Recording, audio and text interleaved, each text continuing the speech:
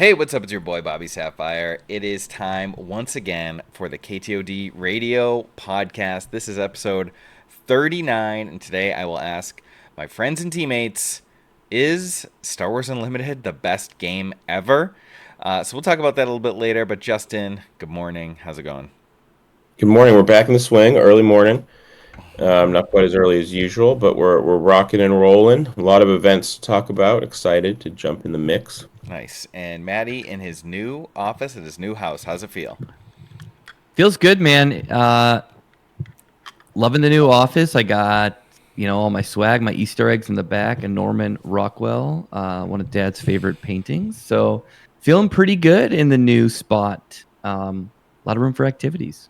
Yeah, shout out to that baseball painting that was in the bottom of our stairwell going down to our basement for our entire childhood. And then I got Stevie down there. Steve, is that a new bookcase? I don't remember you having that bookcase in the shot. No, it's always there. My camera angle gets messed up like every couple days, so it's probably just a little different. Look at all that glass from Star Wars CCG, which I'm Yeah. sure will come up when we start talking about the best games ever, possible best Star Wars games ever. Yeah, it's funny you mentioned that. I was just looking at the spoiler this morning for the new set. Baby, we're back. We're rocking it. Virtual set 2.25. Yeah. Is it the third Wow. run of virtual cards or second? Is it 2.0 or 3.0? It's the third, I think. Oh. I think the first I one think that it's was the third, yeah. When's crazy the power crap. when's the But I don't reset? think it's been 3 sets of 25, right? Like I think they Yeah. reset it at 21 this time, or something along those lines. Yeah. Cool. 21 new cards. No, No, they these did sets of 20x sets, and then they're like, we're going to just start over. We're going to erase all the virtual cards and then just start over from scratch.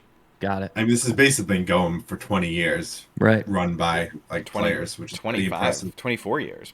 Yeah. 24 years, yeah. Yeah, because 23 years, right? Because 02 Origins, Justin, was the first virtual Yeah, like set. That sounds about right. It 2002. was still virtual Yeah. set 1. Yeah. That's right. Yeah. Is there any other game that does it like this, or even just in Star Wars, like does? Yeah, there are other games. Yeah, There's other it's like, games. this is pretty cool. Star Trek. Destiny has people doing the same thing. Yeah. Yep. That's cool. X-Wing does I it knew they did now. tournaments. I Yeah. just didn't know they made new cards. Star That's cool. Wars CCG set the model. They definitely do it the best. Like they give away money and stuff. So. I'm sure SWU will do it once FFG abandons it, like it does every other game. But they won't have the advocate to Mike finance will be the one keeping the game going. if I We'll you know keep it what? going in the Discord, but If I had the money that the advocate knew how to generate, then maybe I would, but probably not. You need a warehouse. All right, this podcast is sponsored by Metal Fab. Check them out. Life Pucks, Metal Dice, the best tokens in the game. Maddie, do you have my Force token up there? Yeah. already got it, This baby. isn't for sale or anything. This is a personal thing that I made, but Maddie has my Force token. It's based on the Force token image front that they use, and then on the Mortis gods on the back. They made our cool KTOD token Yep. coin. Yep. Mike's got hundreds of them. If you need I one, do. hit him Still up. got 'em. No, Still going don't hit strong. him up if you've already Hit 'em up. freaking got one. Let's me get up. rid of those bad boys. We got to get those out the house into the hands. Run me out. Speaking of hit him up, got to shout out the VIPs. VIPs, when Michael's got some of these with your name on them. Mhm. Man, I can't wait till we get the freaking list of sectors to see like who is going to go where and how we can all hang out. So I really appreciate you guys. Yeah, like I really appreciate you guys. You hanging out with Maddie at the convention. Definitely takes Hi, it off our friends. plate. Win-win for everybody. It was nice getting to spend like quality time with a couple VIPs, but like the con, it's so hard to spend a lot of time when we flew in on Thursday and fly out Monday. Like you try and Yeah, make bro. time and hang out with people, and we obviously prioritize the VIPs, but there's so many hangs that aren't happening in the greater community. I was burning one of your games at Worlds, and this dude probably like sitting next to me for a couple minutes goes, "Hey, what's up?" I was like, "What's up?" He goes, "I'm Achilles." I was like, "Oh Yeah. no shit, bro!" I It's just know. like super random. Yeah, it's cool. The screen Yeah. name to real name, that's your Is- real name. Magneto, Pyro. Screen name to face is wild. Yeah. We gotta normalize bringing name tags because I'll see somebody and they're like, "Oh, it's blah blah," and I'm like, "I was never gonna get that, man." Mustache Maddie. Yeah, we need luckily. some KTOD name tags. That way we know that they're in the community when we go to a big convention. That'll be on my doc. Someone remind me for Worlds next year. I mean, you did that name with Gen tags for Con Worlds. year 1, didn't you? I did badge ribbons, but now if I do one, maybe I'll figure something out. But we should do it with the names too. But yeah, if I had known there were going to be actual badges at Worlds, I would have made badge ribbons again. Don't worry, Steve, they're cheap. I ain't worried, bro. Accountant. Check out our shop, KTOD-fourthwall.com. So got Justin showing off the premium Sabine hoodie from the Sabine box. Mm-hmm. Those things are still selling. We have a few left. I think we have a couple handfuls left. Did you see that ping the other day? Yep, it will go out tomorrow. Yep, the deck box is sick. I've said it before, but I'm not sad that we have a couple left over because that let me get a couple more boxes, which I was like, you know what? I need more of these. So I only got one box. I only have one. What? I don't have it. Bummer, guys. You should be the warehouse for KTOD. And maybe you'll have free reign like me. I was looking for one of my KTOD shirts, but this is the only one I found. So I got free reign on the bank accounts. Fair trade. I got all these boxes. Cool. All right, we have big news. Team-wise, Secret joins the KTOD. That's right. We have formed a super team. We hooked up with the guys from the DC area, Team Secret, and we invited them into the KTOD team tournament testing fold. And now we are a 17-person or a 16-man, one-child team of Star Wars Unlimited players. What I hope will be the ultimate force in the Swooniverse.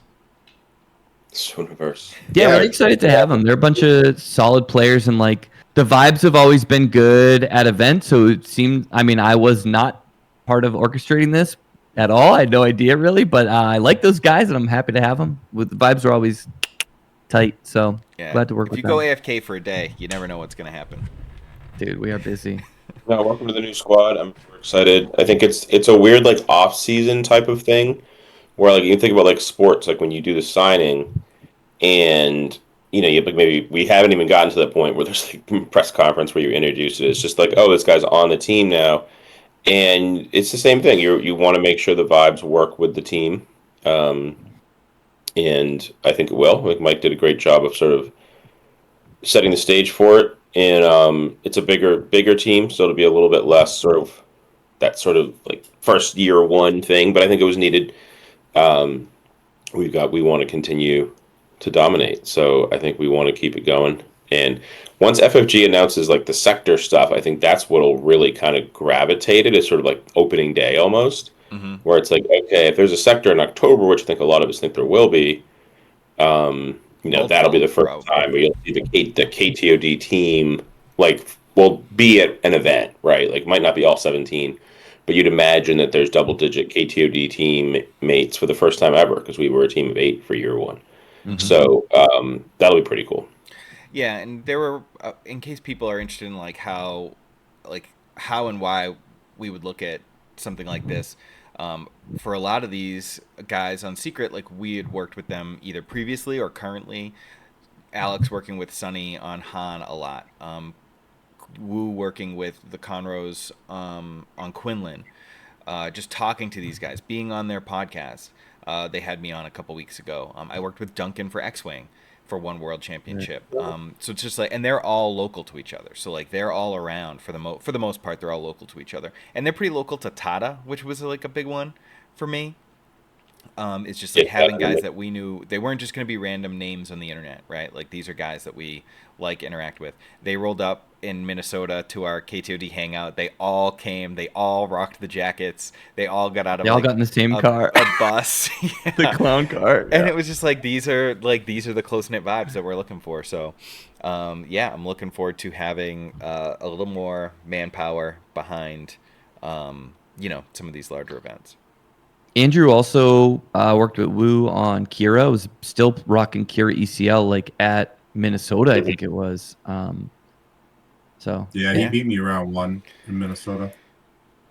Yeah, so On Charity Field. expect that press conference sometime when we get dates. I'm gonna do. I do send all the streamers press release for the big events for our guys. So I'll add them to the list and probably make it public one time just so we get that out there. But and I'll get all the guys because this is the only team picture they had from Worlds. But shout out to those guys. All right, let's start talking they'll about. be popping off in the Discord too. Like they're all in there now, and stay tuned on what we'll be doing. Oh yeah, Yeah, well, keep an we'll eye be on our featured Discord. on- We've got something Yeah. popping for announcing next week. All right, here's the big question of the day: how good is Star Wars Unlimited? Is it the best game?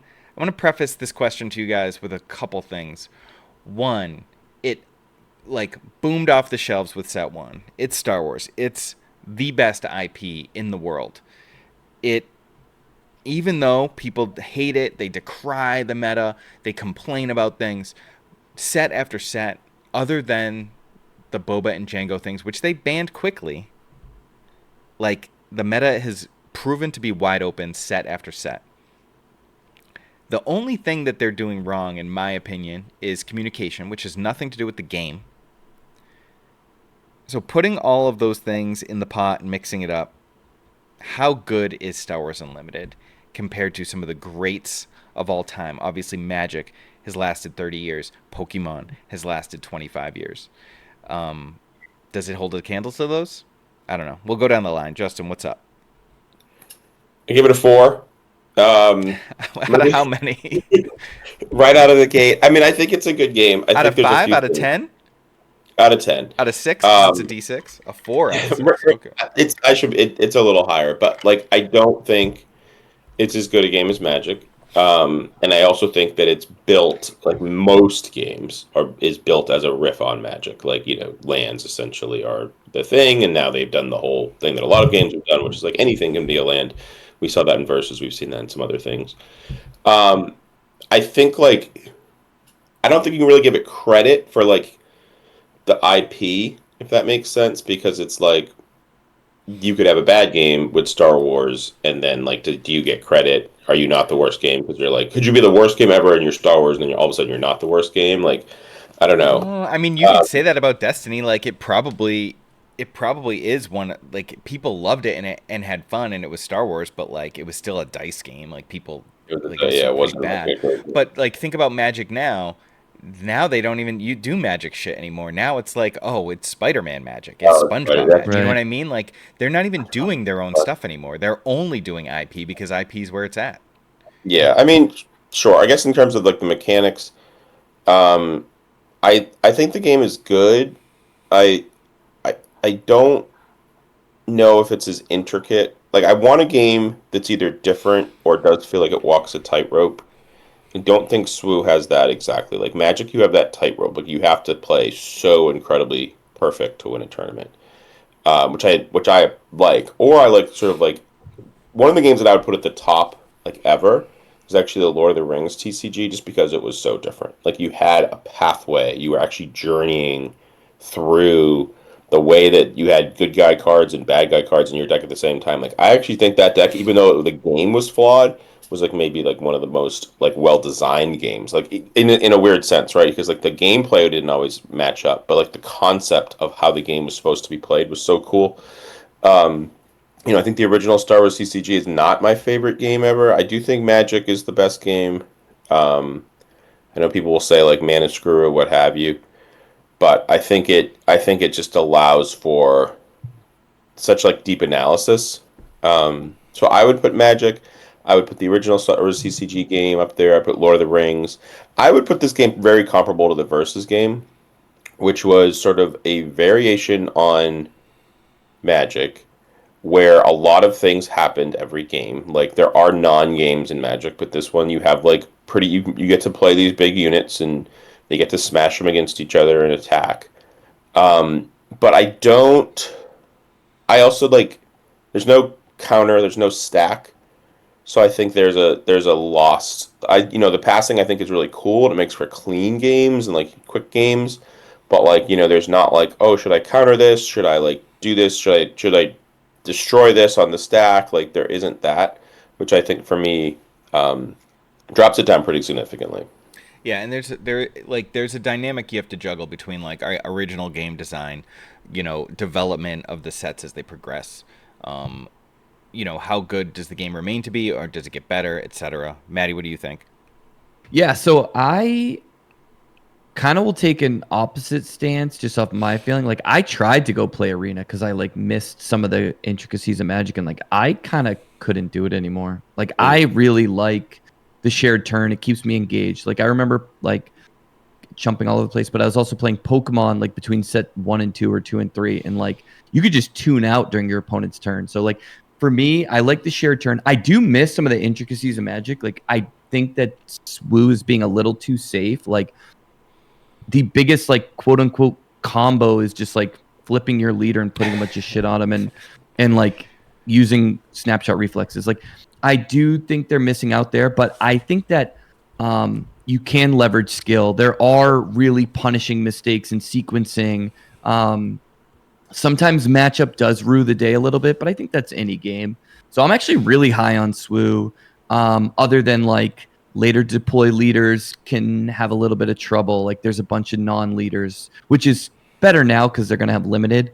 Without limited, it was like really stark when like you just would never play something.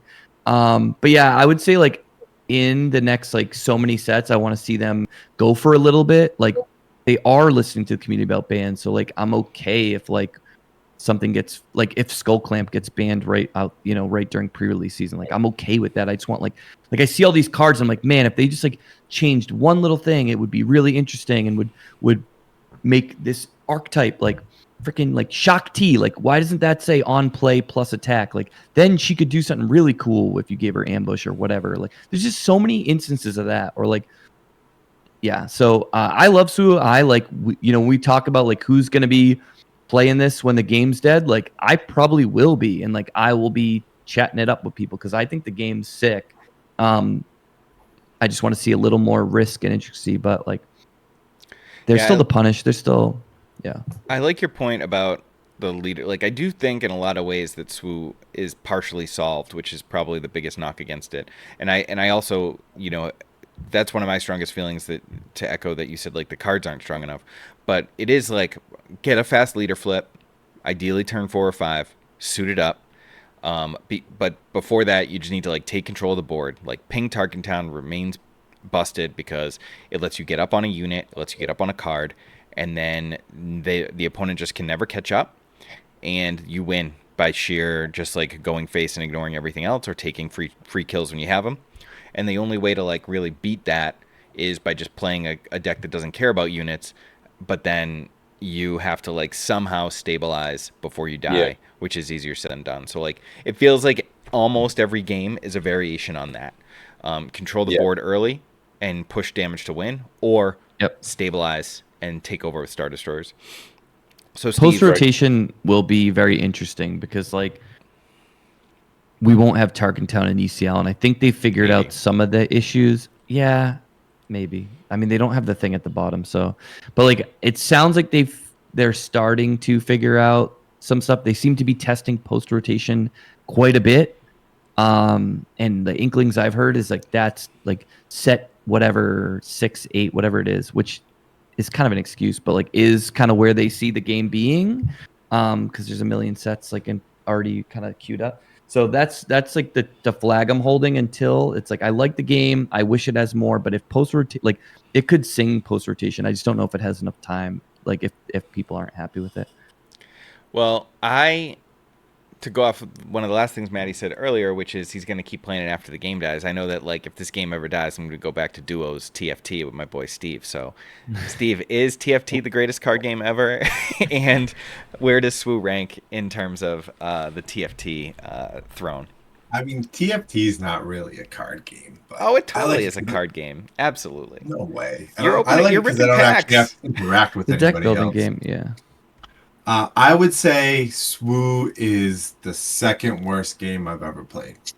I have it in the tier list. I have it right above Destiny and right below Triples. Triples was fire, but okay. I don't know.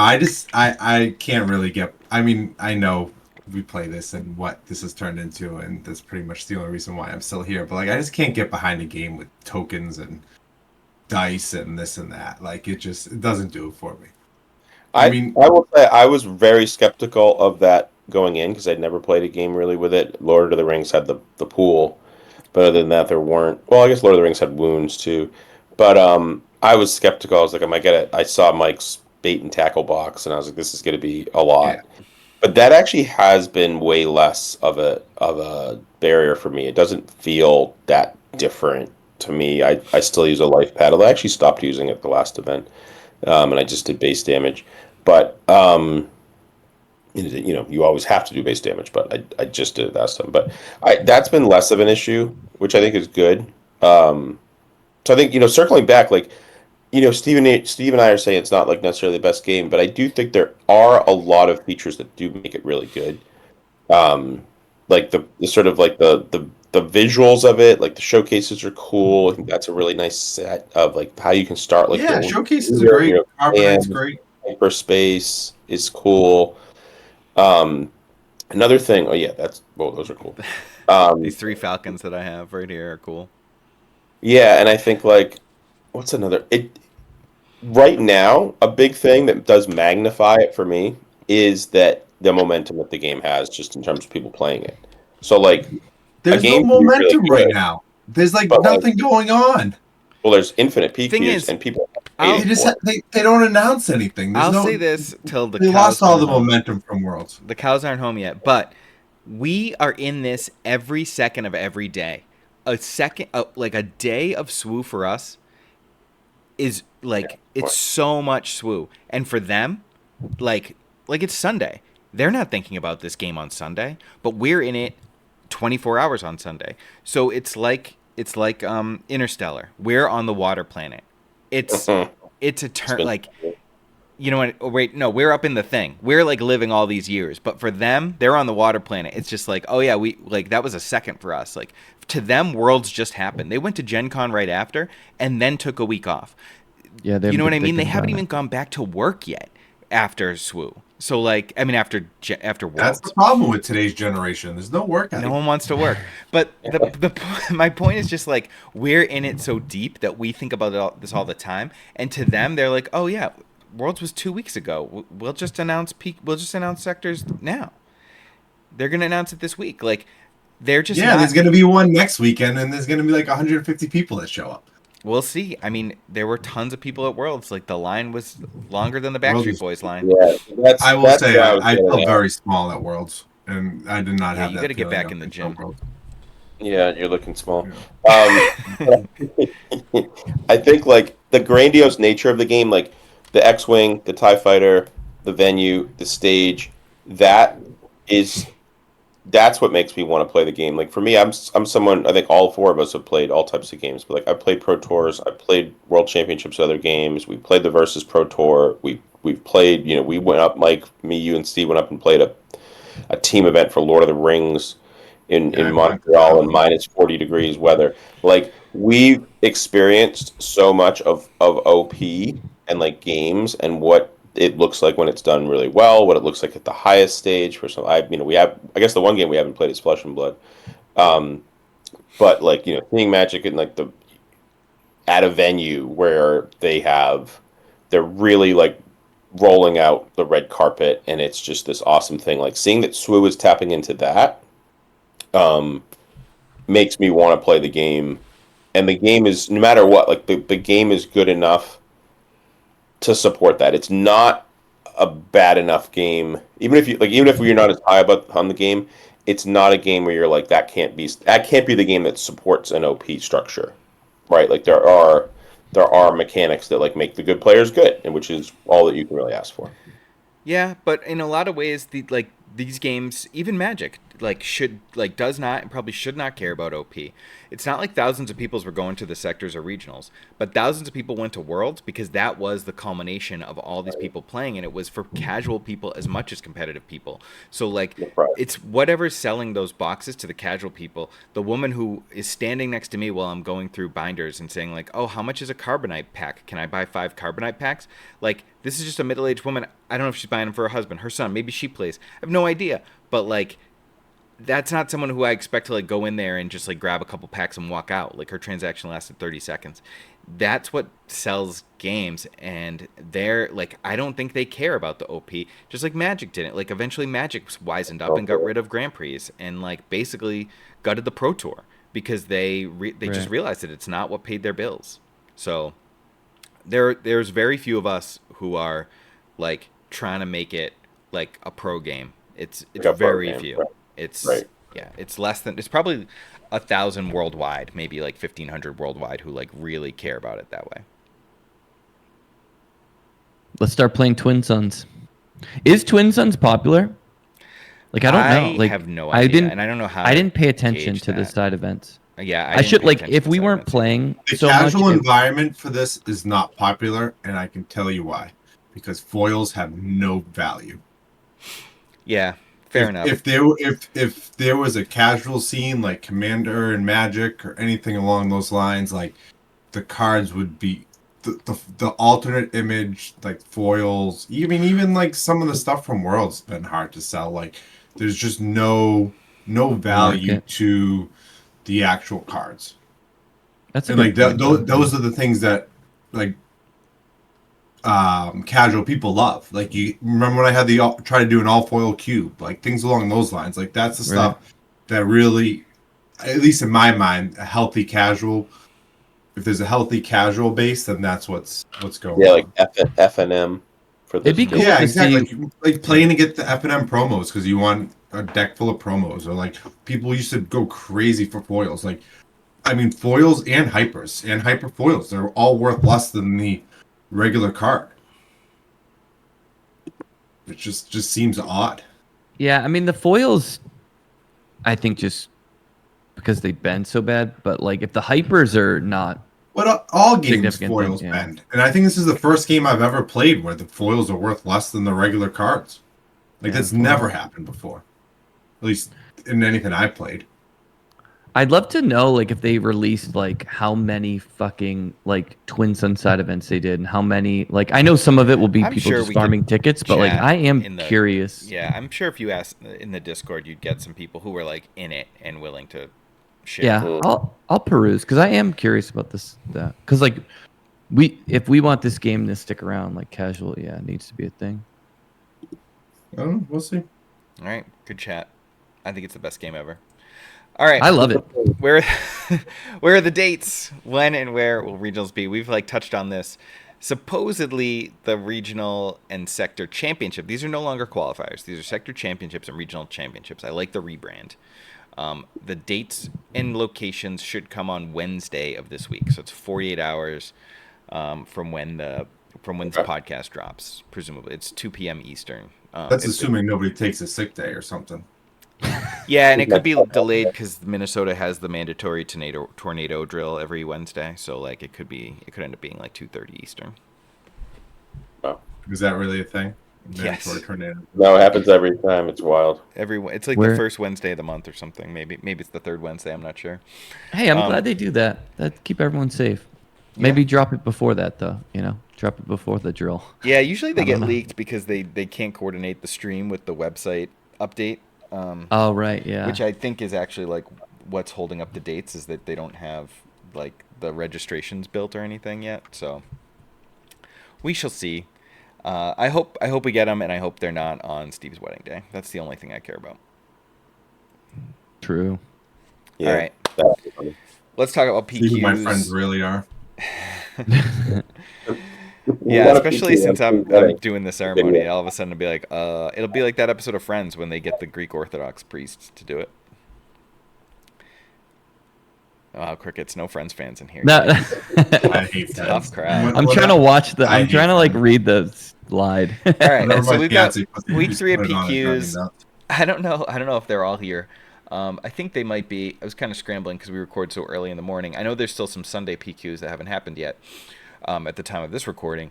But Quinlan won 4 PQs this weekend. Yeah. Boba won 2. Palp Yellow won 2.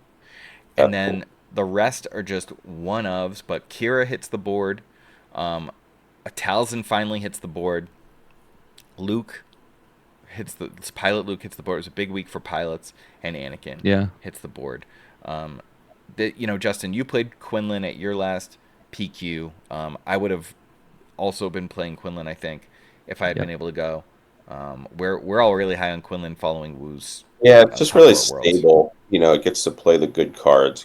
You get to have, smart lines of play. You can play really powerful cards like Surprise Strike and Han Solo. Millennium Falcon, you get to sort of choose your temp. Can you be the beatdown? Can you not be the beatdown? So there's no surprise that Quinlan's doing well. I will tell you, it's a good thing that Force Throw is bad because we are not getting any bans. I will tell you that. All these predictions of bans, it will be banned. Nope, it's not going to be banned. You look at this, they're seeing Palpatine rise up. They're seeing Boba Fett. They want to see grids that look like this. They want to see things where you can play any leader, that you can do whatever you want. We're not seeing. Maybe, I don't think we'll talk about this later, but like Han being like a big piece of the like even Quinlan being like at this percentage being 4, that's not even really alarming because all Quinlan is doing, it's like rewarding sort of good play. Like if you play Quinlan, you realize it's not. I wouldn't say like anyone's ever going to say Quinlan's broken. You're winning these very close games and you're nuancing things and it doesn't feel like Django. It doesn't feel like Boba Fett. It doesn't feel like even like the Han decks where you kind of completely roll away with games. No, but it does that thing we talked about earlier, which is like, it controls the game, controls the first unit, and then it makes it really difficult between Ahsoka,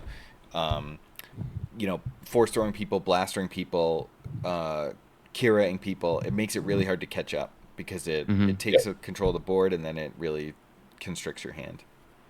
Yeah, I mean that's why we like started playing that deck right when it dropped, right? That was like the first Quinlan is busted video, and then like the control kind of came about to answer that, and then now we had like on blue the control wasn't feeling good against it, and so like to piggyback Justin's point of why I don't think there'll be any bans and why this is like a healthy-ish meta is like, all right, we see this and then the meta adapts. We see the Palpatines, then the control comes back in. Then to counterbalance that, people can play Han and play that value game and outvalue the control decks. And so like it can just keep rotating versus like Django meta or Boba meta where it was just like bump, bump. Yeah. You know what I mean? So, yeah. All right, I know, Justin, you wanted to talk about where's Han. Only 1 win this week. But still week 3, most top 8s. 15 top 8s, 1 win. Oh wow! I didn't. That's new data to me. I think that's sort of what happens when you look at what's winning, right? And I guess Han could be trapped in that space where it's like it still does the powerful things on the wide like tournament, and you do all the broken stuff because you're sort of like, but then like once you get to the top 8, you can't win because everyone knows how to play against your deck. Like still, everyone still remembers 3 weeks ago, whenever Galactics was, right? Like everyone still has their muscle memory on how to, quote unquote, how to beat Han. So that could be the case. It feels like Sabine to me of this matter. Like it's going to have a lot of top 8s, but in order for it to actually win one, things all have to line up. Yeah, it'll crack a few. It'll get its wins here and there, but it's the deck that everyone's playing. People aren't giving up on. I think it's very straightforward to play. You're like, oh, I have a 7-drop. It's turn 6. I'll play it. Same with like Crate Dragons. But yeah, to be the most represented in the top 8, but only have 1 win this weekend, and this is just for week 3, just for the Saturday events of week 3, is pretty telling. And then Quinlan, which like we recognize as being really good, tied for second most though with Boba Data Vault. I assume these are all Data Vaults. How many points do you get for top 8ing? 15. 15. You can hit lead. So in theory, like maybe that's not a bad deck. Like if you know you have the best shot at top 8ing and you're just grinding multiples of these, like Just play Han. Yeah, but some people are going to every single one. Like there's going to be people already. Like Ian won one last night, right? So he and Tada both have 200 points, and Tada's Yeah, but I'm not so even Tada's talking about yeah. for necessarily for the leaderboard. Just like if Oh, you're you trying mean to like queue, get You want to get to Worlds? 100? Use top 8. What, 4 of them? No, you get a top 8. 6. You got No, to that's Oh, Top what's eight, 25 7. points? What gets you 25 top 4? I'm not 7. sure. You got to win 7. Well, though. whatever. You If gotta lose like. the I top like 8 every Steve's time, you point gotta of win like if 7. you're just grinding the points. Yeah, 'Cause, but like, you're the not going to reason. lose in the first round of every single one. Yeah, yeah, too. exactly. Exactly. Like the reason why I played Han It's 2 not Blue. a bad way to get your qualification. No, that's why I played Han 2 Blue, and I'm assuming Mike did day 1. Like if I was a day 2 boy, I would have played Quinlan. But I was like, I need my cards to carry me through the sea, and they would have if I didn't start falling asleep at the table, and they did for Mike. So like it was a great plan. Yeah, You did I agree. fall. I Too thought it much was a tequila. perfect day 1 deck, and the day 2 meta was just a little bit wide. You should go water. But yeah, the Boba Dataval being the second most and tied for second most represented in top 8s this weekend is crazy to me. Just straight. And up second I saw a ranked, right? ton of it, dude. I've been seeing a lot of it in the, I'll say, playtesting circles. Wink, wink. It has 4 wins now, so it has it's very the popular. second most wins and tied for second most appearances. It's a player like Tada has been like the end boss of every PQ. He lost to it yesterday in his PQ. Like it is no longer like this deck that's sort of off to the side where you're like, oh, look at this cool deck. It kind of shows up. Like it is as big a piece of the meta as like Kylo Tarkin Town and all these other things. It is right there, which it wasn't. Although Mike, you played it round 1 in your feature match. Mm-hmm. It really wasn't as big a piece at Worlds at all. Like it didn't really show up at all. But I think it's definitely here to stay. And I said this to like the team, the new larger team. I was like, we need to learn this deck. Like, Right. I feel like we always dismiss it, and we always say like, oh, it gets to like sometimes it has these nut draws, but it would be cool to learn the sequences because there's so much. Kind of contradicting a point I said earlier about the game maybe being too simple. There's like a lot of intricacies with how the Quinlan games play. Like I was asking Ophir about like how to play the mirror, and he was like, you pass here, and you do this here, and you do this here. And then like Sabine with CJ and I used to talking about like the wing leader on turn 2. It was like this is when it's busted, and this is how you do this, and this is how you do this. And we have zero of that information on the Boba. And I wonder if these people that are winning with the Boba Data Vault just have like this. They have the secret sauce, right? Mm-hmm. They know like, oh, you mulligan for this, or you resource your Devastators and all this stuff because you just know you're going to drop top, or you mulligan for a really like. You do this or you do that, or because I remember when I first played the Sabine Data Vault deck, after I just saw the list, I tried it out and I lost like most of the games that I first started playing, Right. and then I watched the Nordic guys had a video and they were like, oh, you basically mulligan for a 2-drop, or like as many 2-drops as you can get, because you want to go 2-drop, 3-drop, and then 2/2s on turn 3. And that like blew my mind. I'm like, oh wow, that actually is like it's 15 power on turn 3. Like that's the most amount of power you can have in a game of SWU, and you have extra life. And I was like, that's or 15 damage. I was like, that's really cool. And once I started doing that, I basically just like didn't lose anymore. So I'm like, I really want to know what the Boba Data Vault like secrets are. Yeah, I think it's like pretty well positioned in that like sometimes when you're on the 33 base, right, like you can grind against the 25s a little bit and like kind of get there at the end with like a freaking Bombardment. 12 bombardment. And then also like I don't necessarily think it's the hardest matchup, but like I do think that seeing less Han kind of helps Boba in some ways. Just like the value grind of like yeah. So like I think it's perfectly positioned. I agree. Like I think one of our blind spots is probably like, oh, we play the decks that beat that thing, so we're not going to take the time to learn it. But there's like a time and place for everything. I think like an example of that would probably be like early on Han won yellow before the bannings, because it's like, well, it loses. Like we're playing Kira, Boba is keeping a lot of things out, and Han can't beat Boba. You know what I mean? Like, Yeah, we do that there's a lot. definitely some of that, but some of that was like the Han that Han grew out of that chat that Alex had, where they turned it from like a pretty marginal rebel aggro deck to like a true control deck, to the point where even the devs, when they banned DJ, was like, this is a control deck. So Right. I mean, we have room to improve without a doubt. I do think we've given a lot of time and but maybe not the right efforts, as Justin's saying, to Boba, because I played a ton of Boba Yellow. I played a lot of Boba Data Vault. Like, there was a point where I had it sleeved up before Worlds because I was like, oh, this is it. Like, shopping for showcases.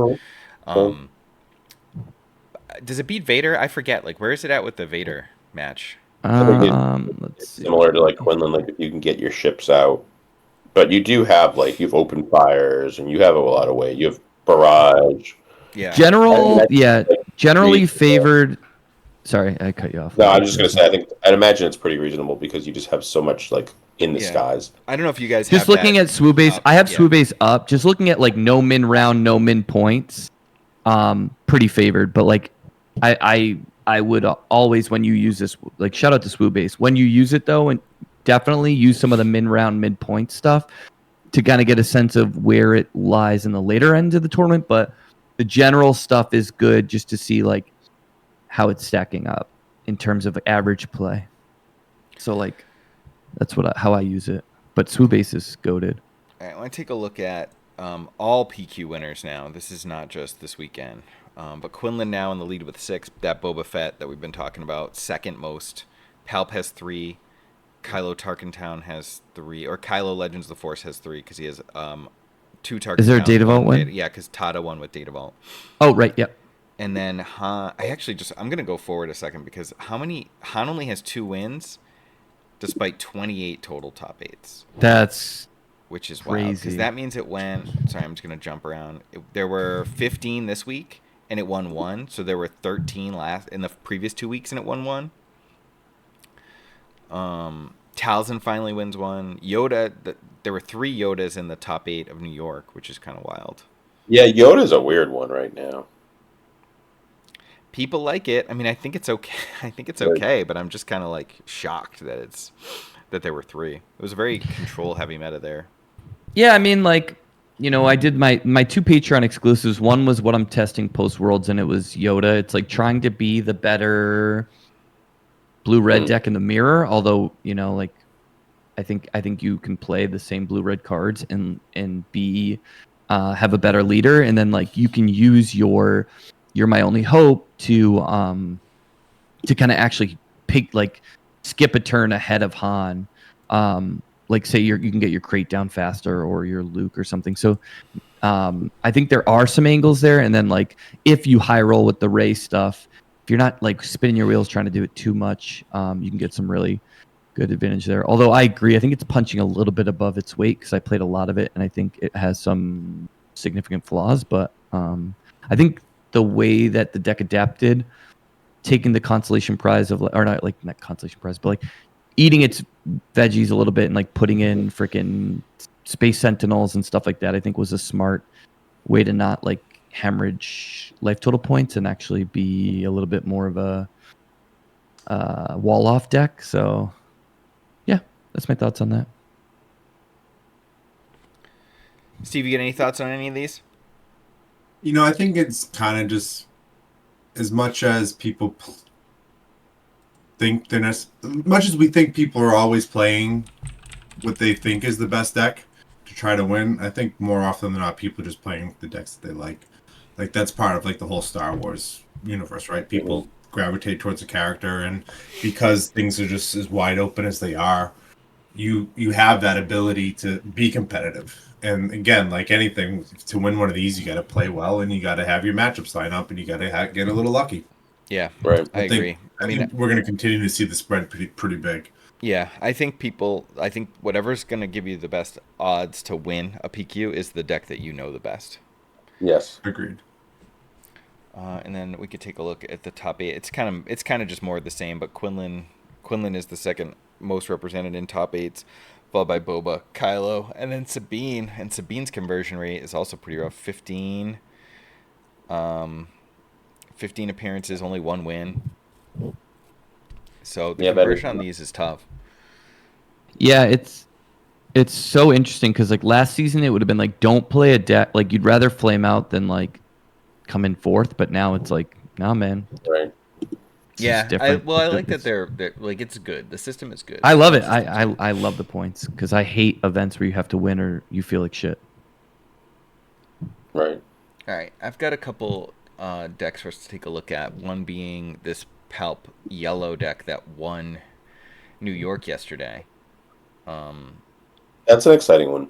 It's Yeah, pretty that's wild. It's got I shout out to ISB agent. It's got flippin' Lothcat.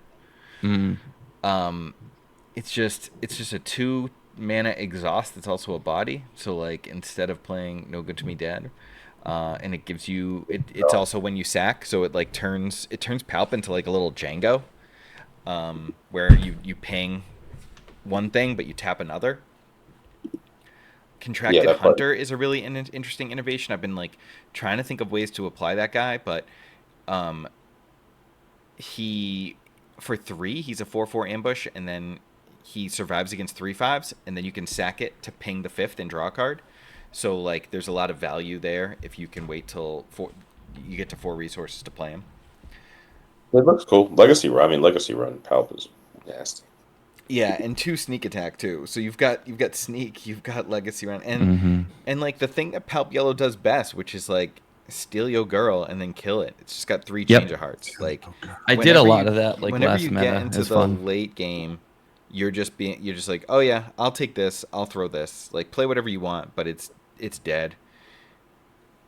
Steal and sack is cool. The Lothcat is sick because like if they take the action to pilot, then you do it, and then like if they don't, if you get initiative, you just tap it down again. So like they made this big Boba ship. Like part of the reason that Boba Data Vault kills you is like, you know, they do it twice, right? They just hit you twice and then throw a spell at you and you die. But it's like, oh, you flipped. I'll play my Lothcat. If you don't take initiative, I just do it first action, tap it Yeah, down or again, like right? if you try and kill it, so I can't do it, I still tap another thing. So Yeah. Cat broken. it's pretty OP. it's pretty good innovation. I love someone taking these cards that are kind of like, these whatever, not even like draft playable cards, and making them constructed playable. It's pretty nice. All right, and I then wonder if we'll see an uptick in Palp. Like, I wonder if people will look at this and say, like, is Palp like have a chance? You know what I mean? Like, oh yeah, without a doubt. And people love Palp. People love Palp in all the colors. Like people still playing Palp Colossus. People like Maddie are just sitting on that Palp showcase waiting for it to get good. It's one of the great set 1 showcases. I'm gonna practice some Palp now Yeah, I mean this deck for is spicy. for our PQ in 6 days. Yep. All right, and then Yoda Red. I mean, it looks a lot like a Han Blue deck with You're My Only Hope. Like in Ray. Mm-hmm. But when you flip a leader that has Restore 3, it can get and kills a guy on flip. There's that great stabilization that I mentioned earlier in the pod. Yeah, I want to shout out some of the innovations there, like 3 Owen instead of 1 or 2. I think is really smart to like, give your opponent a tough choice and like keep that life total pretty safe. It's just another good way to dig for Ray as well if you need to. Yeah. And then like this. Anakin has been super high rolly for me in terms of like I wasn't playing him, then I tried him and had some good games, and then there's times when you're sitting on the villain thing and you can't get Anakin. This deck is like, nope, don't need that.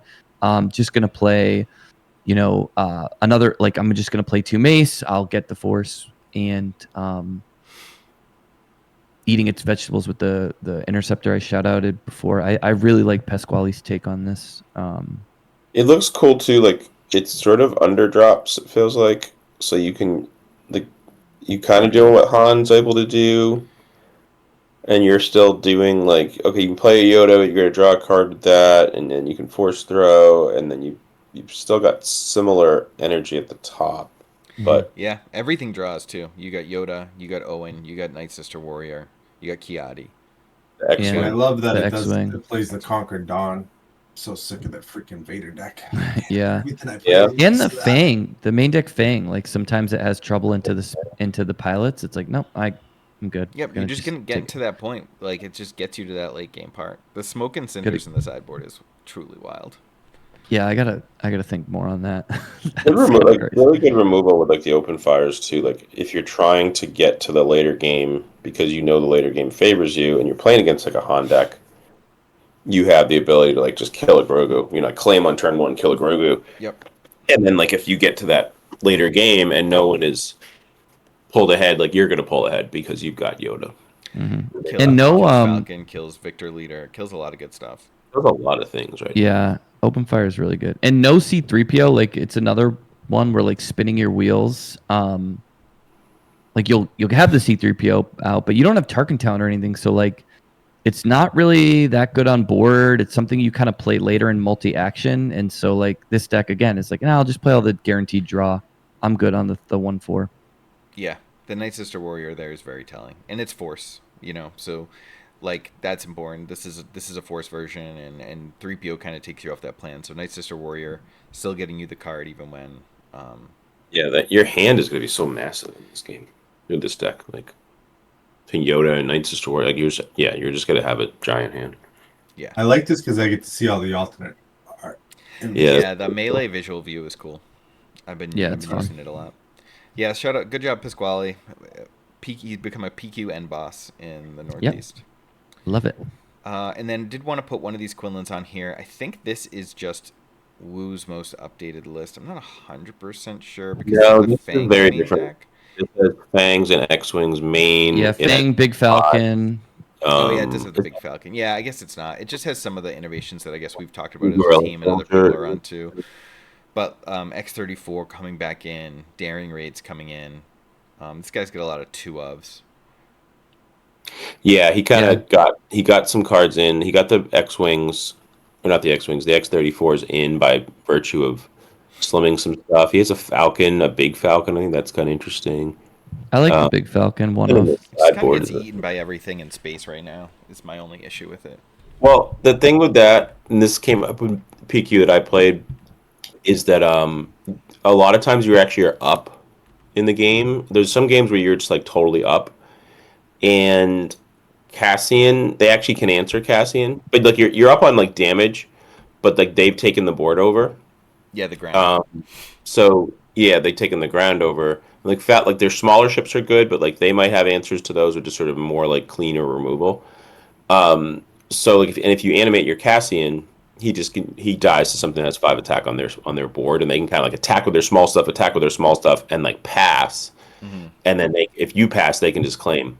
So I think there was a non-zero number of games where I was like, man, if I just had a Big Falcon sitting in my research row, I could just send it out there, and they like have to claim. So maybe they actually do deal with it, like maybe they waylay it or something like that.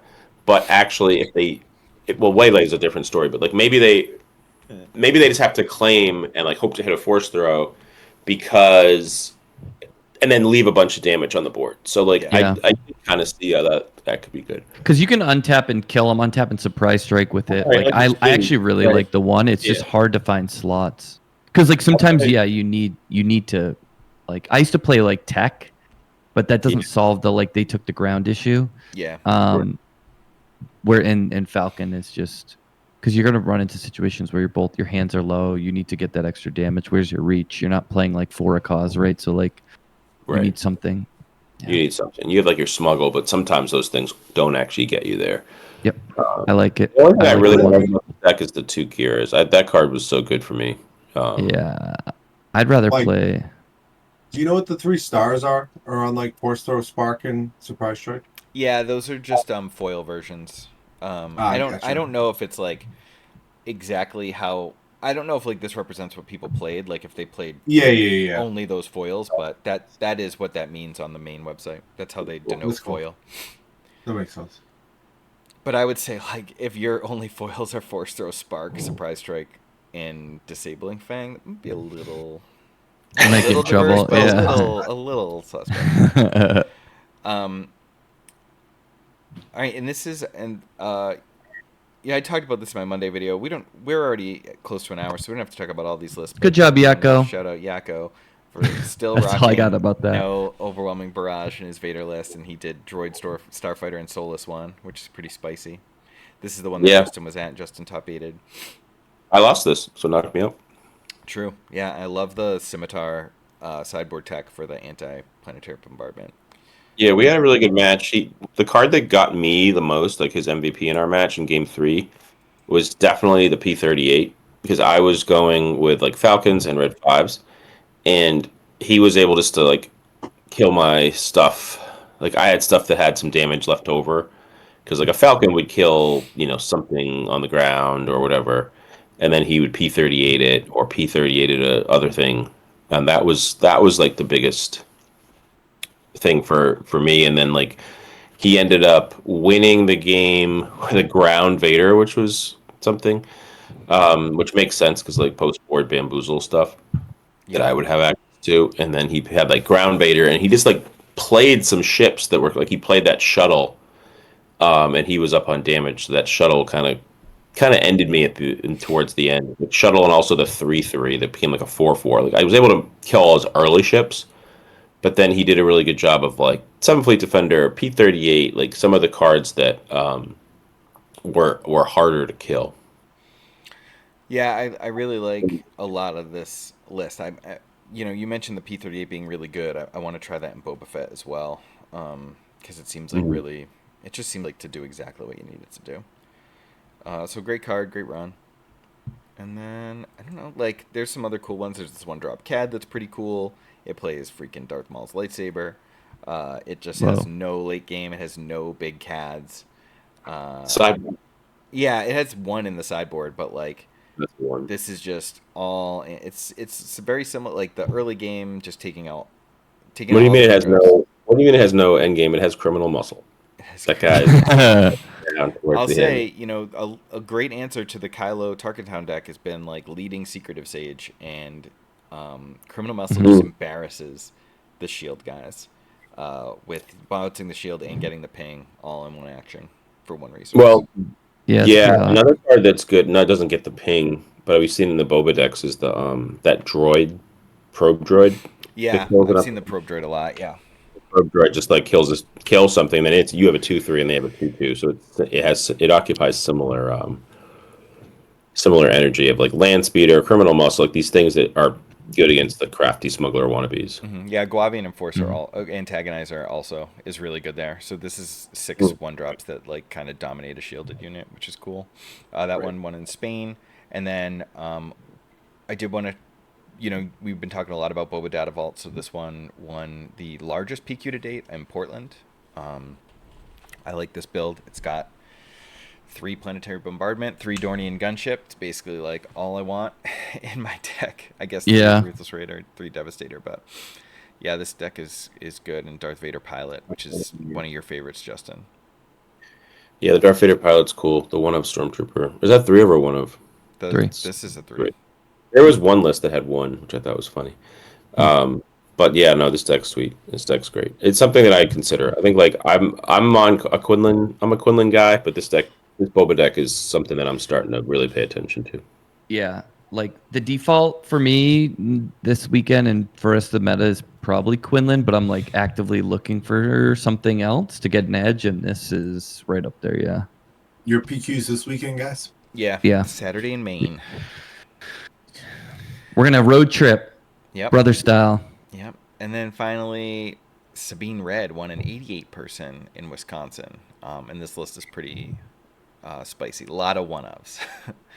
A lot of Yeah, one-ofs. this is wild. Yeah. At first, when I saw this, I was like, "Oh, that sounds awesome." And I played a little bit with it. I can't quite wrap my head around it, but it's pretty cool. Different for sure. Yeah. Well, good job to this guy. Yep, good job, Osmium Blaze. I think he's in our Discord. So shout out. Either that. Oh no, you know what? He was in the chat of the stream yesterday because this deck was on stream. Cool. All right. Well, did I do it right? There we go. Good job by us. 58 minutes exactly. So Perfect. the You perfect did it. hour. I got the when is this over text, so my words per minute slowed. Oh no. Yeah, we had to. No, it's fine. We had to a little bit later because of me today, so I appreciate you guys. We'll be back in 2 weeks with with the next episode, and we'll be able to talk about regional dates and locations. So Yeah, that'll be really exciting. I did. Mr. Matt.